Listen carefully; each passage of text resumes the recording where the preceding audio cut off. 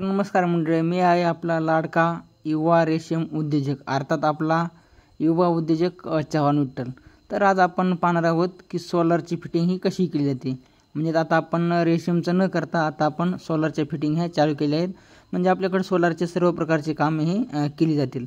संघर्ष solar services हा आपला ग्रुप आहे। या ग्रुपमध्ये आपण 17 जण आहोत। यामध्ये आपल्याला खड्डे खांदणे असेल किंवा सोलर फिटिंग असेल किंवा सोलरचं मेंटेनन्स, म्हणजे तुमची सोलरची मोटर बिघडली असेल, कंट्रोलर बिघडले असेल तर याच्या सर्व कामे आपल्याकडे करून दिली जातील। आता तर आज आपण करणार आहोत इकोजेनची एक पंप फिट करणार आहोत। म्हणजे इकोजेनची फिटिंग कशी केली जाते आपण आज पंपात पाहणार आहोत। तर चला व्हिडिओला सुरू करूया। तर सर्वप्रथम आपण अगोदर पर्लिंग हातरून घेतले आहेत, ज्या की आपल्या सोलर पॅनल ठेवण्यासाठी आहेत आणि त्याला आपण नट बोल्टने फिट करून घेणार आहोत। त्यानंतर फाउंडेशन करण्यासाठी आपण योग्य असा माल तयार करून घेणार आहोत।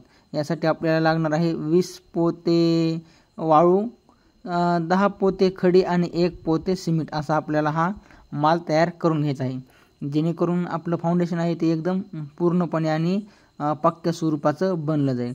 त्यानंतर आपण 5 फूट खड्डा घेतलेला आहे। तो खड्डा आपण मशीनच्या सहाय्याने घेतला आहे, जे की आपल्याकडे मशीन अवेलेबल पण आहे। तर 5 फूट खड्ड्यामध्ये आपण हे फाउंडेशन पॅक केले आहे आणि वरती आपण त्याला कलंडू नये यासाठी आपण वरती देखील फाउंडेशन हे करणार आहोत। फाउंडेशनमध्ये आपण माल आणि दगडाच्या सहाय्याने एकदम पूर्णपणे घेतला आहे। त्यानंतर आपण हे पर्लिंग ज्या घेतले आहेत त्या फाउंडेशनवर एक अर्ध्या तासाने नेऊन ठेवणार आहेत। म्हणजे हा पूर्ण जो साठ आहे तो अगोदर आपण खाली करून घ्यायचा आहे।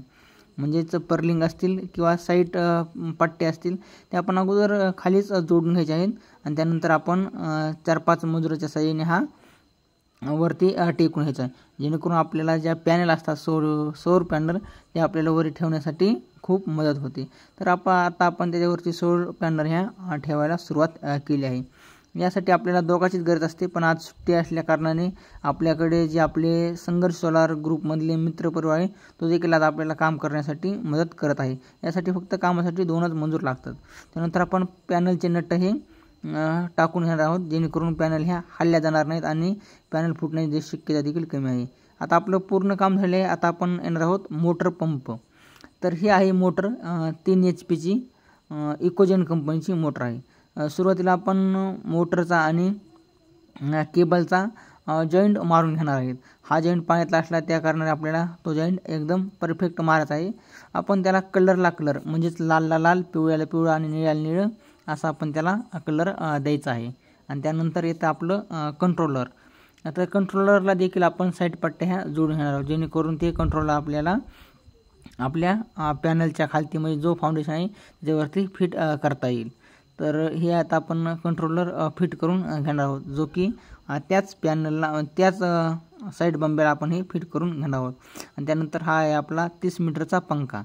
तर पंखा आपण जोडून घेतलेला आहे आणि त्यानंतर आपण आता पाईप गरम करणार आहोत, जेणेकरून आपला जो पाईप आहे तो आपला व्यवस्थित बसेल, त्या निप्पलमध्ये बसेल जाण्यासाठी पाईप गरम करून घेतला आहे। आणि या ठिकाणी पाहू शकता कशा पद्धतीने तो जोडला जातो, म्हणजे एकाच मिनिटामध्ये पूर्ण जो पाईप आहे तो पूर्ण निप्पलमध्ये जाईल असा आपण पाईप गरम करून घ्यायचा आहे।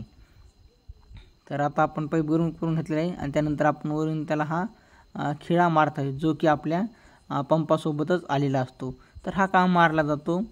तर हे स्टीलचा असल्या कारणाने पाईप त्यातून सटकला जातो निप्पलमधून, त्यासाठी आपण हा खिळा मारायला पाहिजे। त्यानंतर आता कंट्रोलरचा आपण वाइंड करून घेणार आहोत, जॉईंट करून घेणार आहोत आणि त्यानंतर आता मोटर देखील आपण विहिरीमध्ये सोडणार आहोत। म्हणजे जवळपास आता काम आपलं हे होतच आलेलं आहे। तर विहिरीमध्ये आपण सोडला आहे इकोजेन कंपनीचा 30 मीटरचा हा 3 HP सोलर पंप आहे। आता आपण विहिरीमध्ये सोडलेला आहे। विहिरीची खोली लगभग एक 25 ते 30 फूट असेल। आणि आता आपण तो पंप चालू करून पाहणार आहोत की कशा पद्धतीने पाणी हा मारत आहे। तर पाणी देखील त्यांनी योग्य पद्धतीने मारले। तर जो आपला कनेक्शनचा भाग आहे तो आपण पुढल्या पार्टमध्ये पाहूया।